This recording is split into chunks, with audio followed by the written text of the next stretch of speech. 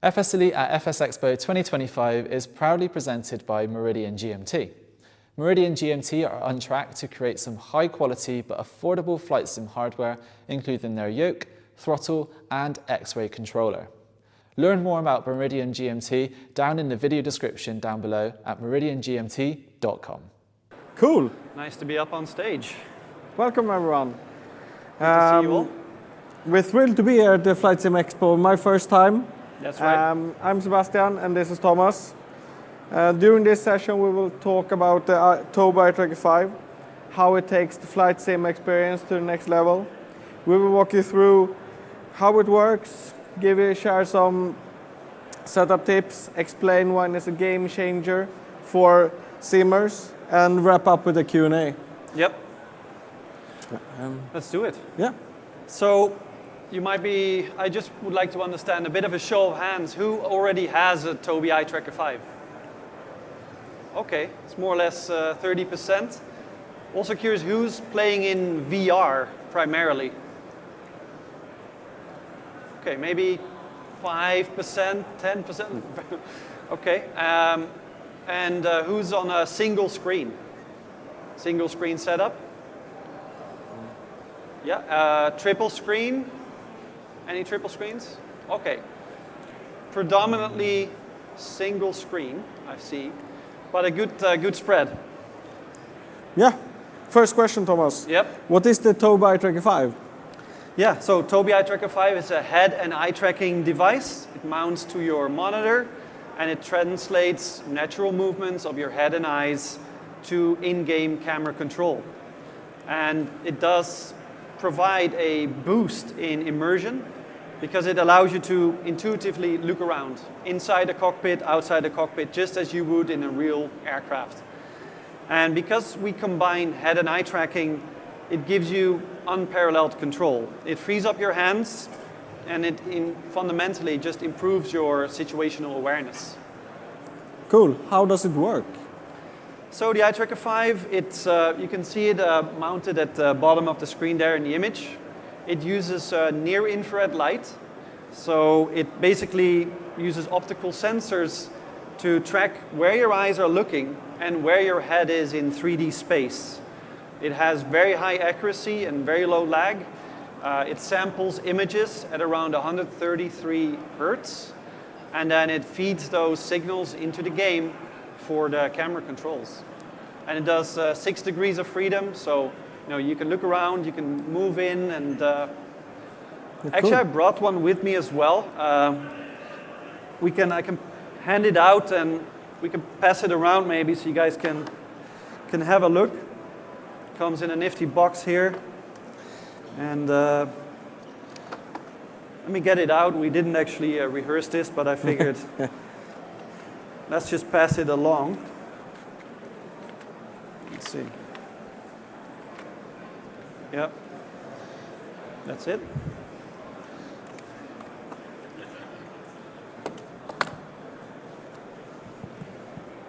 But do you need some sort of special lighting or in order to get it to work? No, because of the near-infrared light sensors, it works in any lighting conditions. So a bright room or pitch darkness, it's fine. The tracker will be able to sense you. Both the eye and head tracking work in any lighting condition. Cool. And I wear glasses. Does it work for that as well or anything? Yep, it's fully compatible with people that wear glasses, contact lenses. Even if you want the eye tracking, let's say you have a lazy eye, you can just have it to track only one of your eyes. That's also possible. Yeah. And the head tracking, you can wear a baseball cap. You can even wear aviator glasses, sunglasses. The eye tracking will still work because of the sensors and the frequency of the light that we're basically go through your sunglasses. So yeah, cool. It's pretty flexible like that. And I guess a lot of simmers has custom cockpits, custom equipment, maybe. We talked about different screen sizes already. Yeah. Does it work? Yes, originally the device was designed for a monitor setup that you see here in the image. So like a 27, 30-inch monitor.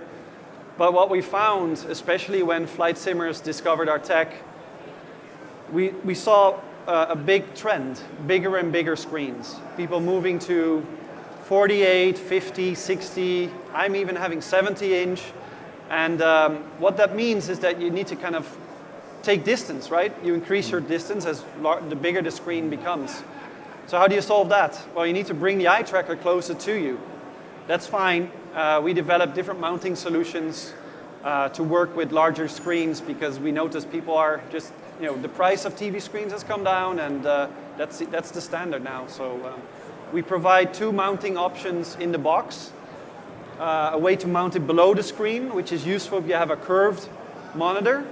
If you have a flat monitor, you can mount it to the bottom.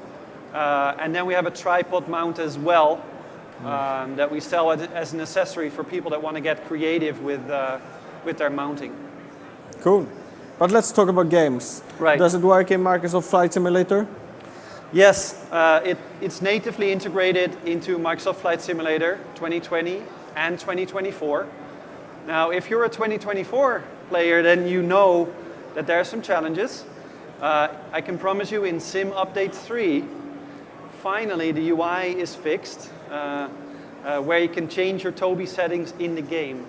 So, our friends at Microsoft, they've been working really hard on all sorts of bug fixes and improvements. And in the meantime, we provided a fix ourselves where you can actually do those settings in our own software. But it's much nicer to have it natively in the game. So that's the case in Flight Simulator 2024. And yeah, it basically has our extended view feature in the game. I think I'm a student pilot right now. I love it for VFR flying because it's all about situational awareness. But for IFR, it's great as well to look around in a big cockpit environment. And most people describe it as a revelation. The moment they use their head to look around instead of your head switches or the mouse, you kind of don't really want to go back. And so it's somewhere of an immersion factor in between 2D screens and VR. That's kind of how I see it. Cool. X-Plane as well, does it work there? Yep, it's fully compatible with X-Plane 12 or X-Plane 11. We have our own Tobii Game Hub software, but there's also the popular plugin X-Camera you guys might know about, so it supports Tobii as well. Same thing, full 6 degrees of freedom, head and eye tracking. And yeah, you can look around at the scenery, you can use it for ground navigation. The plugin, it's straightforward. So X-Plane is one of the top 3 most played games for Tobii users. Okay. Yeah. I mean, there's a lot of fast-paced dogfights in DCS. Yes. Does it work there? I guess it's a little bit different type of flying. That's right, yeah, DCS, obviously it's about fast-paced action, and it's excellent for that. There's different use cases that people use it in. Of course, in a dogfighting situation, you want to, especially if you're in like an F-16 with a big glass canopy, you want to be able to maybe even look at your 6 or over your shoulder. So we have a feature called Camera Boost, which is a dynamic way of increasing the responsiveness based on your eyes and your head. So that allows you to, when your eye moves to the edge of the screen and your head follows into the same direction, it amplifies the head movement, just like it works in the real world. So you're able to check your 6, and yeah, it also helps in situations like refueling mid-air. You kind of want to understand a little bit how to position your jet. And it works for acrobatic or formation flying. It's really important that you're getting a sense of your situational awareness of the other planes. And so I think it's a great fit for DCS. In fact, when we look at our telemetry, we're able to see which games are most popular with Tobii. DCS is our #1 most played game. It's the first game that people play when they install their Tobii. So cool. It's very popular in that community as well at the moment. Can you share us some insights what sim pilots or devs are saying about the eye tracker? Yeah, definitely. I mean, we get a lot of feedback from experienced simmers who have tried out different head tracking solutions over the years. And there are different solutions out there, and I think we're all trying to create a more immersive experience. But people mainly say that they love to just sit down and it just works. No need to wear anything on your head. And especially when maybe you're in VR and you want to keep an eye on a child or a pet, or one user even said that they love to have a whiskey when they're flying. And that doesn't really work that well in VR, so they prefer their Tobii for those types of sessions. And they can just come and go, and it just works. So that is a nice experience. When we work with developers, we have a close relationship with the Microsoft team, for example. Because they natively integrated, I think we're here to stay. And other studios, we're also big in truck sim, in racing. We've been in F1 racing since 2017 with Codemasters. So yeah, there's a lot of support both from the community and from the developers themselves. I mean, we've been here for a couple of days and talking, getting some feedback, but do you have any fun anecdote, feedback, or stories? Yeah, I think that most people, they just want good software that works intuitively. Honestly, setting up your sim takes time, especially when you want to change between different planes. So yeah, I think the main takeaway that people tell me is no wires, nothing to wear. Yeah. Yep. I mean, talking about setup, do you have any good tips? I mean, some of you already have Eye Tracker 5. Do you have any tips? Yes, I think I have three main points of advice when you're getting your eye tracker, you want to set it up. First of all, experiment with the settings, with the responsiveness, the sensitivity. Start with something fairly low sensitivity, and then slowly bring it up to your liking. And that takes some time. Secondly, assign hotkeys. I would say there are two fundamental hotkeys. There's the toggle on and off. And then there's the reset or the recenter view button.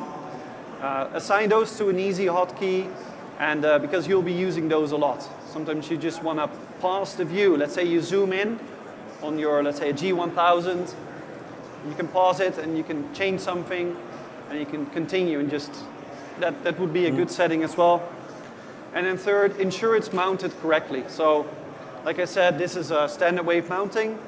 But if you have a more advanced setup, make sure that it's able to track you. So there's a certain distance that's optimal. It's described in our documentation, and follow that, and then you'll be fine. Yeah, I mean, you can even see how we mounted it here with different setups. That's right, yep. Yeah, we have 3 different setups here at the show, with the Thrustmaster booth in DCS, and DCS with WinWing as well, 2 different setups there. And all of those are mounted slightly differently, and you can see that it works. And then thirdly, we're over at the Boston Virtual VATSIM corner there, and that's more of a traditional desktop setup using the tripod mount. So you can get some inspiration from those setups. So basically, start simple with settings, think about mounting position, and then be sure to assign hotkeys. Yep, that's right. The hotkeys are important. Cool. Yeah, before we open up for questions, I heard, I mean, special discount? Yep, we're running 15% off, especially for the show. It runs until July 14th if you want to get your hands on a Tobii Eye Tracker 5. We know it's, it helps if there's a little discount to get into it. Like I said, be sure to test it out, because it's a product that's, you understand what it does, but when you really feel it, then you will understand if it's something for you or not. And of course, what we try to do here is some generic settings. Obviously, when you're at home, you can play around with it, and you can really dial it in. Also, I'm not sure if there are any eye trackers left, but we're also selling on the show floor at the Flight Sim web shop booth. Shout out to Jeremy running that one. They're right across from our friends at Parallel 42, which I should remind everyone of. Yeah, Chaseplane, very popular plugin. They just announced native support for Tobii inside of Chaseplane, so you can get the head and eye tracking inside of all of their cameras that you create in Chaseplane. So that's pretty cool as well. I mean, of course, I'm biased, but I can really just try it out. One thing is just listening to us talking about it, but the whole other thing is just trying it out. Exactly. Yeah. Yeah, so anyone who has a large screen, I actually brought a couple of those tripod brackets I was talking about, so I'm just gonna hand them out to anyone who's interested. I think the gentleman over there in the red shirt, yep. So come on up. Anyone else who's interested in a tripod bracket just to help out your setup when you have a large screen, yep. One over there, and yeah, gentleman over there as well. I think that's it. I only brought 3. And anyone who wants to travel, we have a carry case, like a little case as well. You're welcome to take it. You're okay with that? Yeah, the case. It's a case. So if you travel back and forth, or store your eye tracker in there. Cool. Any questions? We have time for questions. Yep, I think we do. Hi, so I'm very interested in eye tracking. I used it at a couple of demos of the show. There's some of your competitors, I guess, the Track IR booth, and then I also saw the Beam one. I guess it's a software. So yes. Can you talk about, because your price point's a little bit higher, so I'm curious, what are the advantages with Tobii, and why would you say that you're better than your competitors? Right, good question. What we specialize in is that unique combination of head and eye tracking. And so, yeah, we have some other competitors, they only do one or the other. Or in our case, we have a high sampling rate, 133 hertz. Not everyone is able to get that level of sampling. And also we're very robust because we have those built-in IR sensors and a near-infrared light emitters.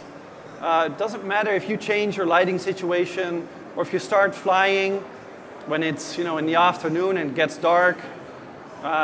Regardless of your lighting setup, it will just continue to have a very robust tracking experience. So I think that's what you're paying for. You're paying for that accuracy, robust signal, and then the native integration. For example, if you're playing flight sim, you just plug in the eye tracker. It fetches the drivers automatically from Microsoft, and then you just open up the game, and the settings are there, and that's plug and play. You don't need to have more software necessarily if you don't want to. If you want to go more advanced, sure, you can use more software to dial it really in, but it's more of a smoother user experience like that. Yeah, thank you. Is there any difficulty with blue light filters and UV filters in glasses? Good question. If you get some very specific filters, you can always filter out near infrared light. But a normal pair of glasses, even the blue light filter glasses, that's no problem there. So it will still work fine with those. So by the way, the gaze tracking is also fun if you're a YouTuber, content creator, Twitch streamer. You can render the little gaze bubble on top of your stream to kind of show off in DCS, how quickly you're spotting an enemy, or maybe when you're flying airliners, what's your scanning pattern in your cockpit, and kind of make educational content or more like entertainment content as well. So, and you could keep wearing your glasses for that as well. So yeah. I mean, my glasses are shifting to sunglasses as well, and it works perfectly fine. Hi, how you doing? Stefan. I have your product and I love it. Question, what's next for Tobii? Because are you guys into plan on doing VR, anything like that? Yeah, good question. Tobii is a bigger company. We are only smaller team within the greater Tobii. So yeah, we work on XR, AR, VR implementations as well. In fact, we have the Tobii Eye Tracking inside of a lot of headsets.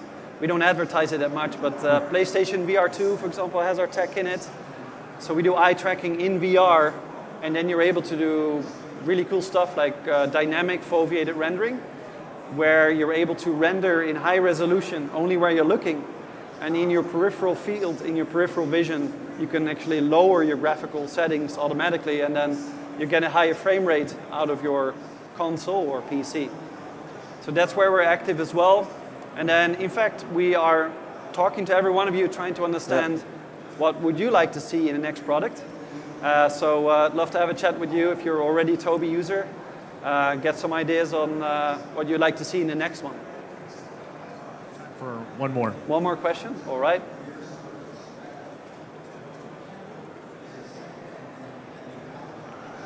Does Tobii Eye Tracking have a native package in Unity or Unreal Engine? Yes. Yes. So for developers, we actually have a couple of different options. I would actually recommend using our SDK, which is a C++ game engine agnostic API. We integrated that in over 250 games. So yeah, it's very robust. We take care of grabbing the game window, doing scaling, and we expose our most basic settings. So if you want to integrate it into your own game or software, yeah, send me an email and I can give you access to the SDK, and then you can get that working. Cool. Thank you. Thank you. This has been an awesome session. Yep. I mean, we've learned how the eye tracker works. We talked about why it's a game changer and how to get the most out of it. I mean, whether you are a hardcore simmer or a casual flyer, I think the Tobii Eye Tracker is really, really good. But try it out. And with the discount code, I mean, a perfect time to jump in and buy it. That's right. Yep. Thanks, FSElite, for having us. Thank you, Thomas. Thank you, Sebastian. Thank you, too. All right. Great. Thank you. Thanks. In 10 minutes, we will have Nikki from Meridian GMT giving a presentation. Thank you all for coming to the FSElite stage brought to you by Meridian.